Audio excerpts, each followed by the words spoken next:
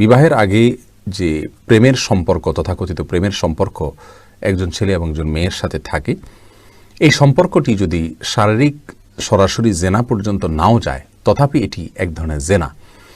এবং এই হারাম সম্পর্ক, অবৈধ সম্পর্ক যদি কারোর মধ্যে থাকে, একটা শাস্তি তার দুনিয়াটি নিশ্চিত, তাহলে তার দাম্পত্য জীবনে আল্লাহ সুবহানাহু ওয়া তাআলা তাকে শান্তি এবং সুখ দান করবেন না। এই জেনার যে অপরাধ, জেনার যে দায়, এর জন্য জাহান্নামের আযাব তার জন্য অপেক্ষা করবে। এটা বড় ধরনের একটি গুনাহ এবং কবিরা গুনাহ এবং বড় ধরনের অপরাধ।